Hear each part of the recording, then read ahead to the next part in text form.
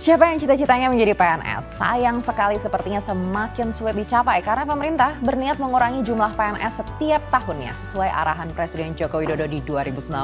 Bahkan ada wacana untuk mengganti PNS dengan robot untuk efisiensi. Kita akan bahas singkat dalam Demi Cuan, PNS diganti robot. Kita lihat slide yang pertama. Isu pengurangan jumlah PNS ini sebenarnya sudah terdengar sejak 2016 diawali dengan gagasan e-government sebagai sistem pelayanan publik terintegrasi. Pemerintah menemukan kalau kendala pelayanan publik ini adalah birokrasi. Mungkin teman-teman netizen sadar juga ya betapa sulitnya sebenarnya mengurus ini itu dengan panjangnya birokrasi. Nah inilah yang akan dipangkas dan digantikan dengan teknologi.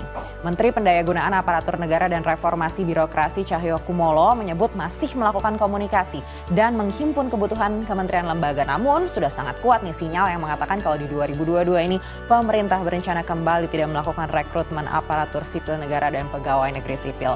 Jadi rekrutmen ini ya akan dilakukan sesuai kebutuhan saja, bukan besar-besaran seperti dulu begitu ya.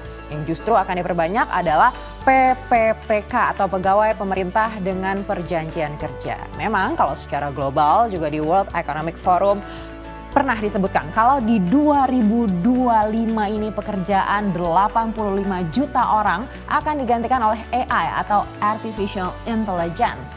Dan ternyata terlihat nyata dari statement Presiden yang memungkinkan adanya penggantian jabatan struktural PNS menjadi robot. Dan birokrasi akan digantikan juga dengan AI. Tujuan untuk membuat pelayanan masyarakat menjadi lebih sederhana. Dan memang sudah terlihat ya keseriusan pemerintah dari jumlah PNS yang tiap tahun semakin menurun. Kita akan cek seperti apa penurunannya di slide berikutnya. Kalau berdasarkan catatan dari Badan Kepegawaian Negara atau BKN memang terlihat penurunan jumlah PNS selama 5 tahun terakhir. Kita lihat di tahun terakhir 30 Juni 2021 ini jumlah PNS adalah sejumlah 4,08 juta orang nih ya. Nah ini jumlah ini sudah menurun hingga 3,33% kalau kita lihat dari tahun 2020 yang mencapai 4,16 juta orang. Di 2019 bahkan lebih banyak lagi 4,18 orang. Jumlah yang sama ya kalau di tahun 2018 masih 4,18 orang.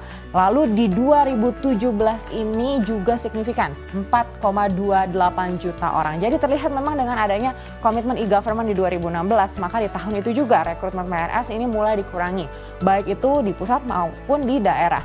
Namun yang semakin terlihat itu di pusat ya yang persentasenya tinggal 23% saja. 77%-nya adalah pemerintah daerah. Tapi ya tentu tidak semua lini akan diganti. Yang sempat disebutkan adalah posisi administrasi sebagai posisi yang seharusnya digantikan oleh robot kecerdasan buatan alias AI yang sudah saya jelaskan di slide sebelumnya. Lalu kemana nantinya pejabat di posisi admin ini? Apakah akan dipecat? Kita akan cek slide berikutnya.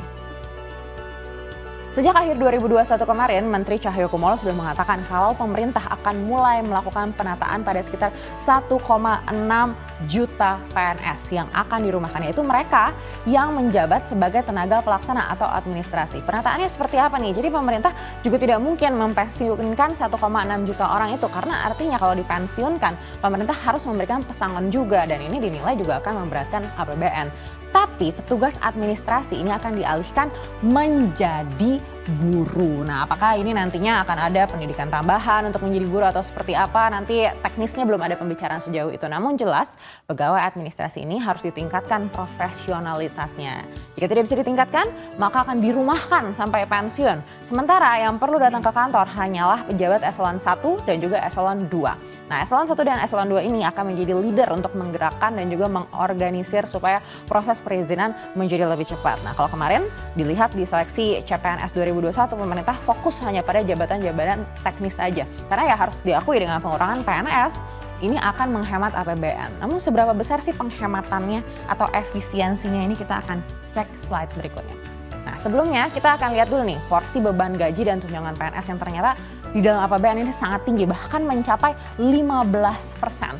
Nilai belanja pegawai di APBN 2022 ini bahkan ini juga kalau ditaksir mencapai 400 triliun rupiah ya. Belum tentu juga sampai sejumlah ini karena realisasinya ya juga belum tentu 100%.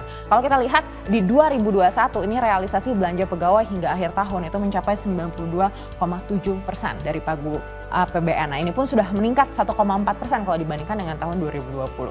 Memang kalau dilihat gaji pokok PNS ini mungkin kisarannya 1,5 hingga 5,9 juta ya. Tapi tunjangan kinerjanya ini kisarannya 5,3 juta, bahkan ada yang sampai 117 juta.